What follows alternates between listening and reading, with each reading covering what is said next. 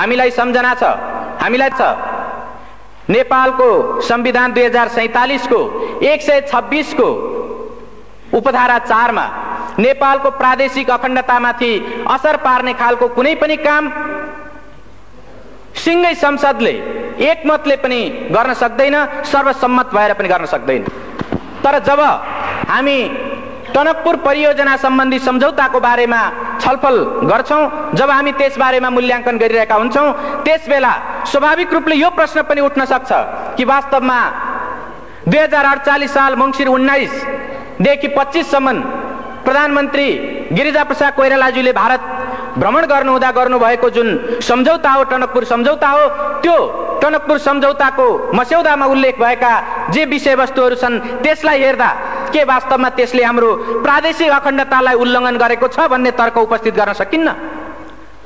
अहिले भर्खरै मन्त्रीज्यूले त्यसका केही उल्लेखित पक्षहरूलाई यहाँ प्रस्तुत गर्नुभयो र नेपालले टनकपुर परियोजना सम्बन्धी बाँध निर्माण गर्नको निम्ति नेपालको भूमि उपलब्ध गरायो। भूमि उपलब्ध गराउने अधिकार, भूमि त्यस ढङ्गले दिने अधिकार संविधानले बहुमत प्राप्त भएको सरकारलाई या बहुमत प्राप्त दललाई दिएको छ कि छैन? सभामुख महोदय, हामी संविधानको प्रावधानलाई हेरेर, सम्बन्धित ऐन कानुनहरूलाई हेरेर र अरू कुनै नियमावलीहरूलाई हेरेर पनि हामी भन्न सक्छौं मुलुकको कुनै पनि त्यस्तो व्यक्ति वा निकाय छैन जसले यो मुलुकको 2.9 हेक्टर मात्रै होइन 1 इन्ची जमिन मात्रै पनि कुनै अर्को वैदेशिक राष्ट्रलाई दिन पाउँदैन र त्यो ढङ्गले दिने कुनै प्रावधान छैन। सभामुख महोदय, तर टनकपुर परियोजना सम्बन्धी सम्झौतामा त्यो कुरा गरिएको छ। म संविधानको 126 को उपधारा 3 तर्फ म ध्यानाकर्षण गराउन चाहन्छु। त्यो 3 मा उपधारा 3 मा के उल्लेख गरिएको छ भने कुनै पनि 126 को उपधारा 3 मा के उल्लेख गरिएको छ भने कुनै पनि सन्धि सम्झौताहरू यदि संसदले अनुमोदन गर्नुपर्ने सन्धि सम्झौताहरू छन् भने संसदले अनुमोदन नगरुन्जेलसम्म नेपालको हकमा त्यो लागू भएको मानिने छैन। सम्माननीय सभामुख महोदय, टनकपुर परियोजना सम्बन्धी सम्झौतामा हामी देख्छौं कि डिसेम्बर 5 मा 1991 को डिसेम्बर 5 मा जुन सम्झौता भयो त्यो सम्झौता गरिरहेकै बेला त्यो सम्झौताको टनकपुर सम्बन्धी सम्झौताको पहिलो लिखतमै पहिलो प्याराग्राफमै यो सम्झौतालाई डिसेम्बर 15 देखि कार्यान्वयन गरिने गरी यो सम्झौता गरिन्छ भनेर उल्लेख गरिएको छ। सम्माननीय सभामुख महोदय, संविधानको उल्लङ्घन गर्ने अधिकार बहुमत प्राप्त गरेको दललाई छ कि छैन? प्रधानमन्त्रीलाई छ कि छैन? कुनै पनि एउटा त्यस्तो व्यक्ति वा निकायलाई छ कि छैन?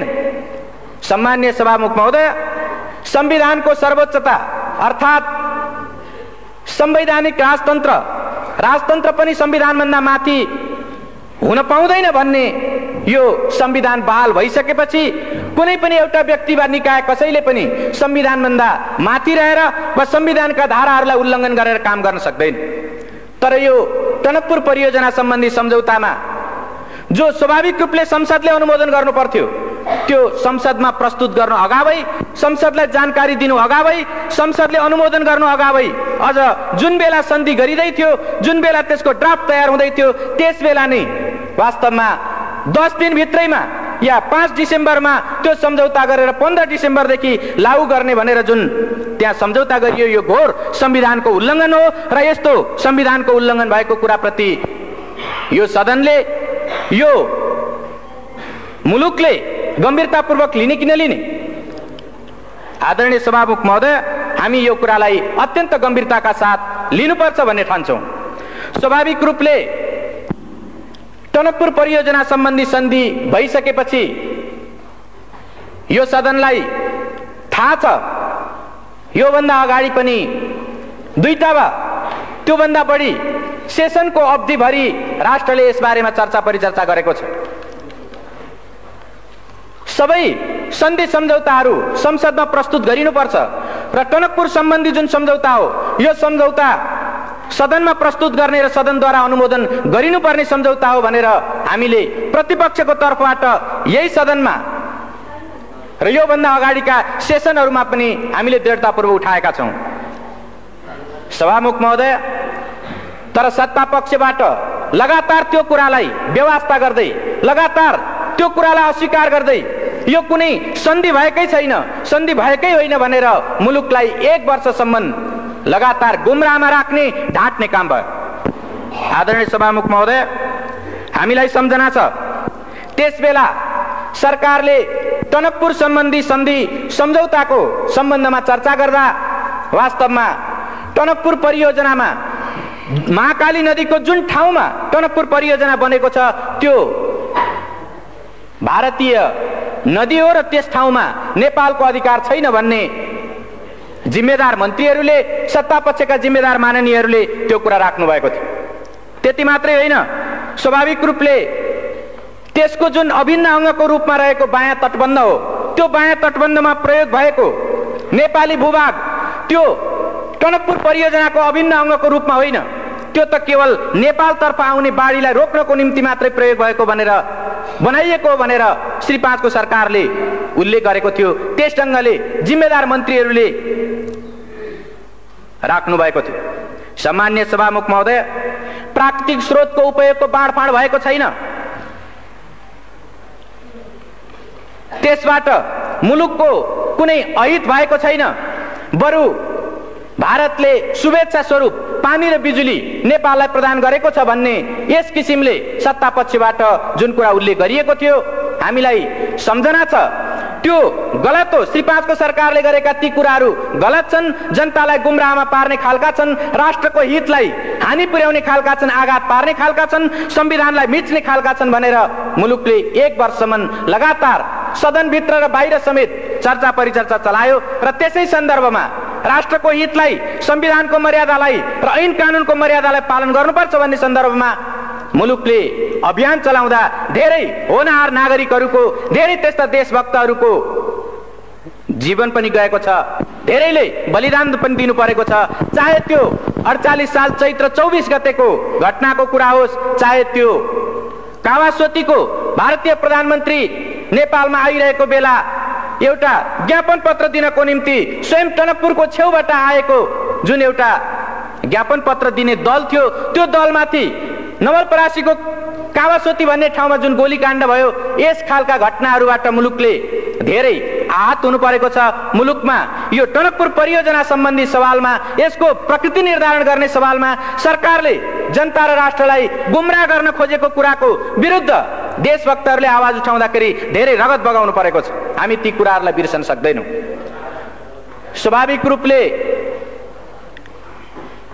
टनकपुर परियोजना सम्बन्धी सम्झौता भएको 11 महिनापछि जब भारतका प्रधानमन्त्री नेपालको भ्रमणमा आउनुभयो त्यसबेला केही स्पष्टीकरणहरू थपिए। म यहाँ यो सम्झना गर्नु वाञ्छनीय ठान्छु, त्यो के हो भने जब भारतका प्रधानमन्त्री यहाँ आउनुभयो र नेपालको प्रधानमन्त्रीसँग जब वार्ता भयो त्यसको विज्ञप्तिमा उल्लेख गरिएको छ कि त्यो टनकपुर बाँध परियोजनामा प्रयोग भएको जुन नेपाली भूमि छ त्यो नेपाली भूमिको सार्वभौमिकता नेपालकै रहिरहनेछ, अर्थात् नेपालकै त्यो हुनेछ भन्ने कुरा स्पष्टीकरण थपियो। म यसबाट के प्रश्न उठाउन चाहन्छु भने यदि त्यो 91 को डिसेम्बर 5 को जुन सम्झौताको जुन ड्राफ्ट हो, यदि त्यसबेला नै त्यो कुरा मानिएको भए, त्यो कुरा भएको भए पछि किन स्पष्टीकरण थप्नु पर्थ्यो?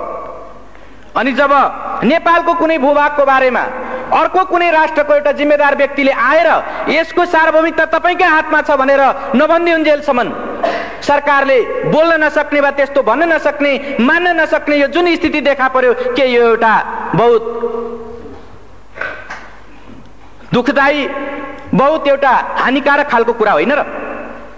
मैले यसबाट के प्रश्नतर्फ ध्यानाकर्षण गर्न खोजेको हुँ भने जसरी माननीय मन्त्रीहरू या सत्ता पक्षका माननीयहरू 2.9 हेक्टर जमिन र त्यो जलमग्न हुने क्षेत्रको जुन नेपाली भूभाग थियो त्यो जमिनको बारेमा हामीले प्रश्न उठाउँदा, प्रतिपक्षको तर्फबाट प्रश्न उठाउँदा त्यसको सार्वभौमिकता नेपालमै रहेको कुराको ग्यारेन्टी सन्धिमा गरिएको छ भनेर उहाँहरूले देखाउन सक्नु भएको थिएन र उहाँले त्यो ढङ्गले हाम्रा सवालहरूको जवाब दिन सक्नु भएको थिएन। यसबाट यो जाहेर हुन्छ कि मैले सुरुमा नि जुन 126 को उपधारा 4 को जुन प्रश्न मैले यहाँ संविधानको 126 उपधारा 4 को जुन प्रश्न मैले उठाएँ, वास्तवमा त्यसबेला संविधानको भावना विपरीत नेपालको प्रादेशिक अखण्डतामा आँच आउन सक्ने गरी जमिन उपलब्ध गराइएको थियो र त्यो ढङ्गको गल्तीलाई पछि भारतीय प्रधानमन्त्री नेपालमा आएको बेलामा त्यसलाई सच्याउने प्रयत्न गरियो। त्यो स्पष्टीकरणको त्यति मात्रै अर्थ हो र यसबाट यो प्रश्न उठाउन सकिन्छ कि यो सरकारले प्रादेशिक अखण्डतामा आँच आउने खालको त्यस ढङ्गको प्रश्न उठ्न सक्ने खालको काम गरेर एउटा राष्ट्रघात गरेको थियो।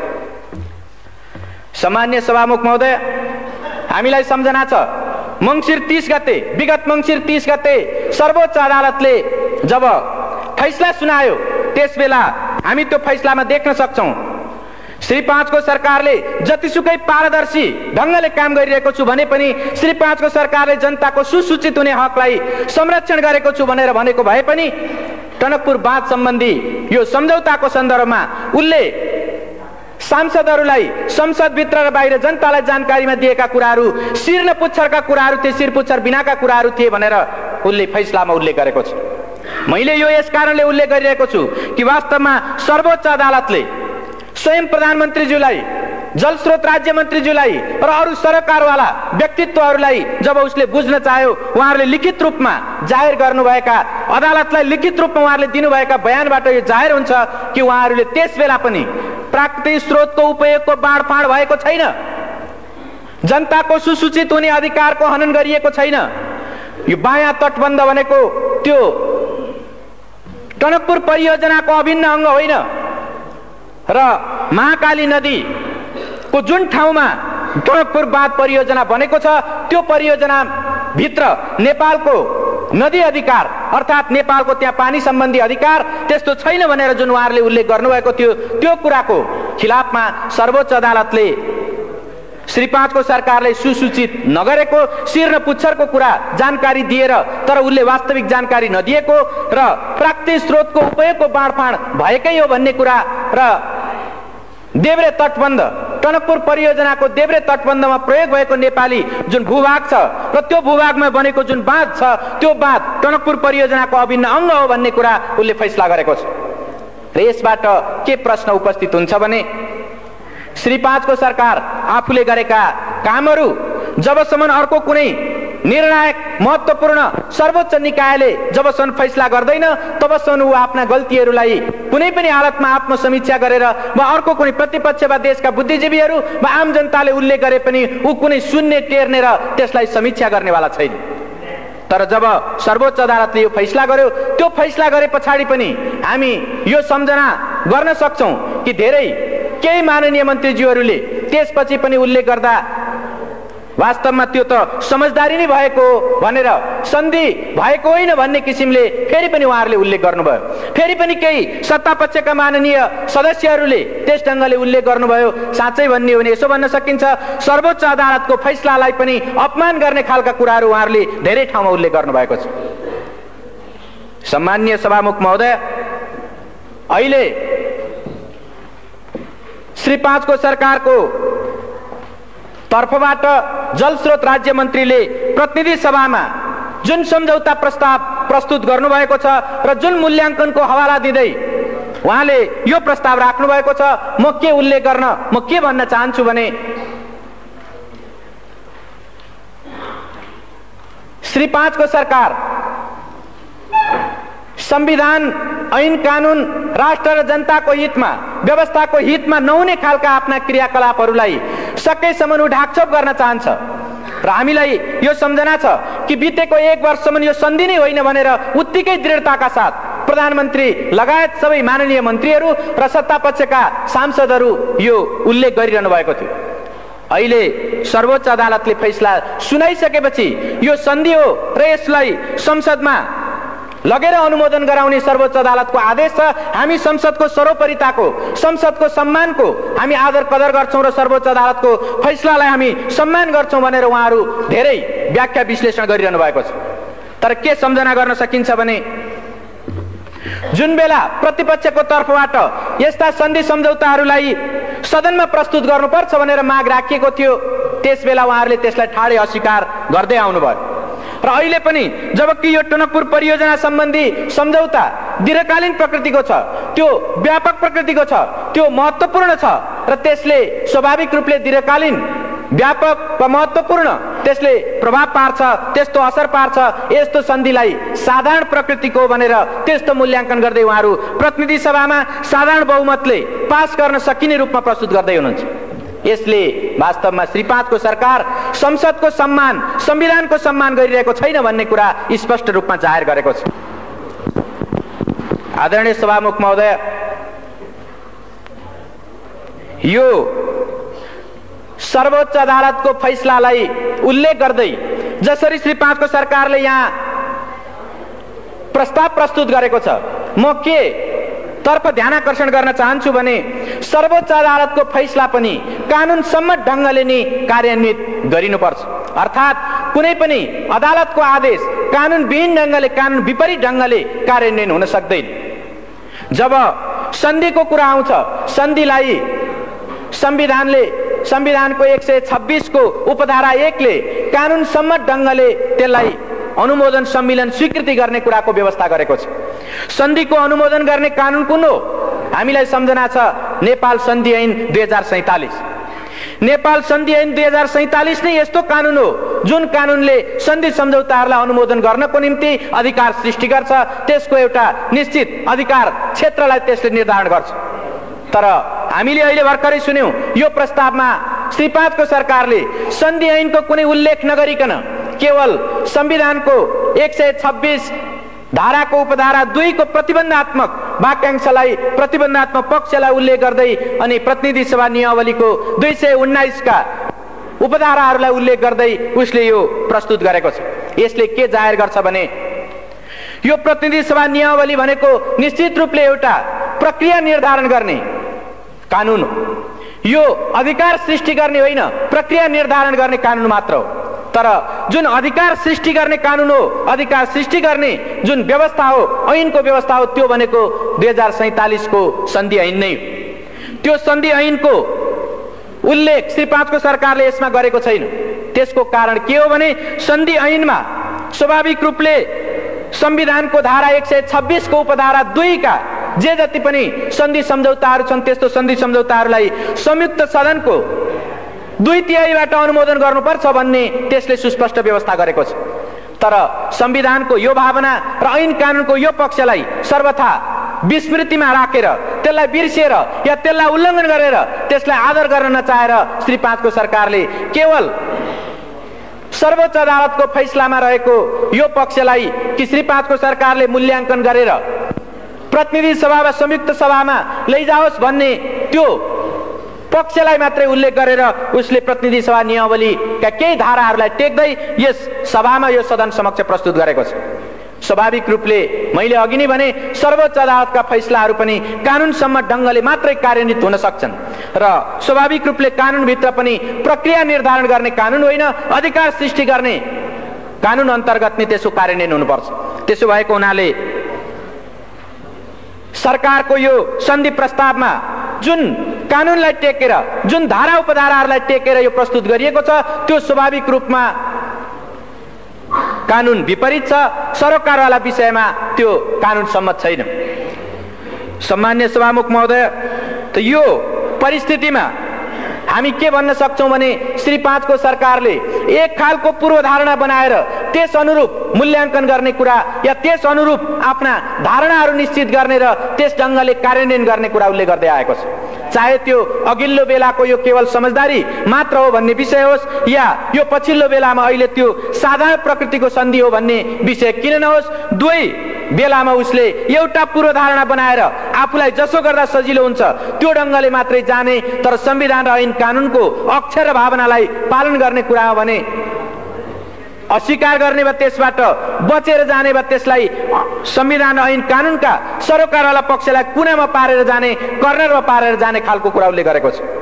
त्यसो भएको हुनाले जसरी अहिले श्री 5 को सरकारको यो मूल्याङ्कनभित्र साधारण प्रकृतिको भनेर यसमा प्रस्तावमा उल्लेख गरिएको छ र यो सदनमा प्रस्तुत गरिएको छ, हामीलाई यो सम्झना छ या हामी यो बारेमा वाकिफ छौं, जानकार हुन सक्छौं कि संविधानको 126 को उपधारा 2 भनेको स्वाभाविक रूपले जुन निश्चित सन्धि सम्झौताहरूलाई संयुक्त सदनको 2/3 समर्थन गर्नुपर्छ, 2/3 अनुमोदन गर्नुपर्छ भनेर उल्लेख गरेको छ।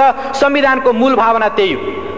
त्यसो भएको हुनाले त्यसभित्र जुन प्रतिबन्धात्मक पक्ष छ, प्रतिबन्धात्मक अंश छ, त्यसको निम्ति यो साधारण प्रकृतिको, यो अल्पकालीन हो, यो दूरगामी प्रभाव पार्ने होइन, यो त्यस्तो महत्त्वपूर्ण होइन भन्ने त्यसको विशेष स्थिति सरकारले पुष्टि गर्न सक्नुपर्छ। सरकारले त्यस्ता प्रमाणहरू प्रस्तुत गर्न सक्नुपर्छ। तर हामी सिङ्गो त्यो मूल्याङ्कन प्रस्तावलाई अध्ययन गर्दा सरकारले त्यो खालका कुनै तथ्यहरू प्रस्तुत गरेको हामी पाउँदैनौँ, उसले प्रस्तुत गर्न सकेको छैन। प्रश्न उठ्न सक्छ, यो टनकपुर सन्धि, टनकपुर जलविद्युत परियोजना सम्बन्धी जुन सन्धि सम्झौता हो, यो अल्पकालीन हो कि दीर्घकालीन हो? निश्चित रूपले यो एउटा सापेक्ष कुरा हो। सर्वोच्च अदालतले पनि भनेको छ यो एउटा सापेक्ष कुरा हो। तर सापेक्षताकै अर्थमा लिँदा पनि यसको व्याख्या कसरी गर्ने, अल्पकालीनता र दीर्घकालीनताको व्याख्या कसरी गर्ने? म के प्रश्न उठाउन चाहन्छु भने एउटा संसद 5 वर्षको हुन्छ, सामान्यतया विशेष स्थिति आएन भने त्यो 5 वर्षको हुन्छ। यदि 6 वर्षको निम्ति कुनै सन्धि हुन्छ भने त्यो अल्पकालीन हो कि दीर्घकालीन हो? एउटा संसदबाट अर्को संसदमा ट्रान्सफर हुने त्यस खालको सन्धि हुन्छ भने, 5 वर्षभन्दा बढ्ताको सन्धि हुन्छ भने त्यसलाई दीर्घकालीन भन्न सकिन्छ कि सकिँदैन? सभामुख महोदय, नेपालीहरूको आयु, औसत आयु 52 वर्ष छ। 52 वर्षसम्म, 50-52 वर्षसम्म कायम हुने सन्धि हो भने त्यो अल्पकालीन हो कि दीर्घकालीन हो?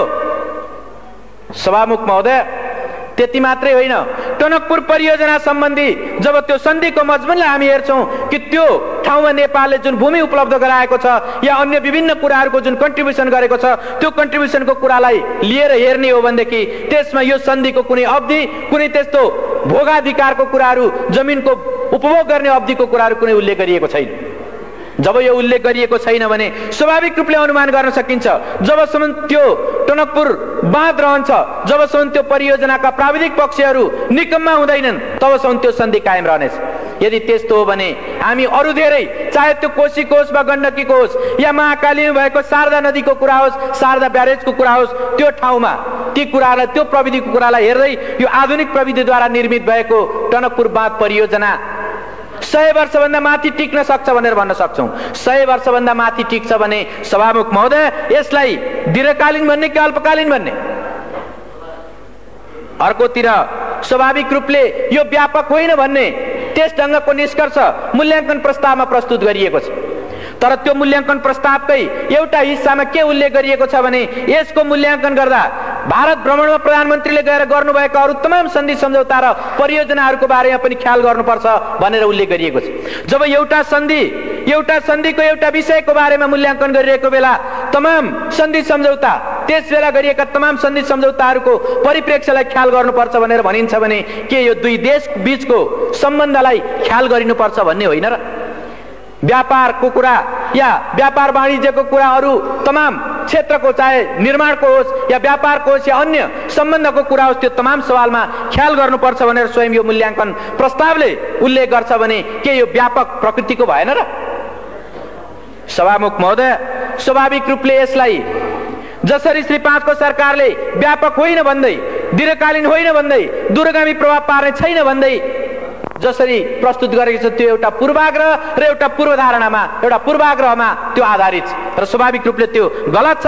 संविधान र ऐन कानुनको भावना विपरीत छ र त्यसै भएको हुनाले हामी यसलाई प्रतिनिधि सभामा छलफल गर्ने विषय होइन, प्रतिनिधि सभामा प्रस्तुत गर्नु मात्रै पनि वास्तवमा संविधानको भावनालाई उल्लङ्घन गर्नु हो भन्ने हामी ठान्छौँ। सभामुख महोदय, यसको अर्को पक्ष पनि छ। अर्को पक्ष के छ भने नेपालमा सामान्यतया भन्दै आइएको छ, हर कसैले भनिरहेको छ कि नेपालको सम्पत्ति भनेको जलस्रोत हो र यो जलविद्युत सम्बन्धी नेपालको जुन स्रोत हो वा जुन शक्ति हो त्यो 83,000 मेगावाट विद्युत क्षमताको छ। यो 83,000 मेगावाट विद्युत क्षमता भएको जलस्रोतको परिचालन गर्नको निम्ति कस्तो मेकानिजम, कस्तो खालको मेथड, कस्तो खालको तौर तरिका र कस्तो नीति अवलम्बन गर्ने हो भन्ने कुरा पनि यसबाट स्वाभाविक रूपले उपस्थित हुन्छ र यो टनकपुर सम्बन्धी जुन सन्धि भएको छ, यो सन्धिले स्वाभाविक रूपले भविष्यको निम्ति एउटा प्रेसिडेन्स, भविष्यको निम्ति एउटा नजिर पनि स्थापित गर्छ। जब यसको समयावधिको कुरा, यसले नेपाल र भारतको बीचमा भइरहेका तमाम सन्धि सम्झौताहरू र दुई मुलुकको बीचको सम्बन्धको कुरा र यसले नेपालकै अरू प्राकृतिक स्रोत सम्पदाहरूलाई भविष्यसम्म उपयोग गर्ने कुराको, भविष्यसम्म प्रयोग गर्ने कुराको नजिर स्थापित गर्छ भने यसलाई कसरी अल्पकालीन कम महत्त्वपूर्ण र त्यसलाई साधारण खालको भनेर कसरी भन्न सकिन्छ? त्यसो भएको हुनाले श्री 5 को सरकारले प्रस्तुत गरेको यो मूल्याङ्कन निश्चित रूपमा त्यो संविधान र ऐन कानुन विपरीत छ, राष्ट्रको हितलाई हानि पुर्याउने खालको छ र संविधानलाई उल्लङ्घन गर्ने खालको छ। त्यसो भएको हुनाले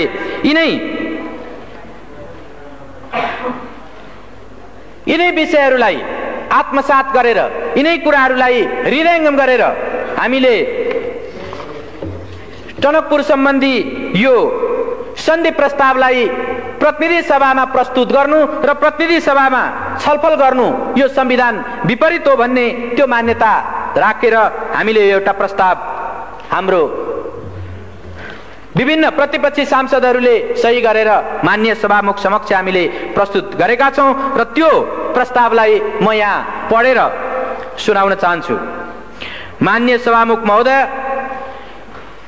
टनकपुर बाँध परियोजनासँग सम्बन्धित सन्धि दुवै सदनको संयुक्त बैठकको क्षेत्राधिकारको विषय भएकोले प्रतिनिधि सभामा छलफल नगरियोस्।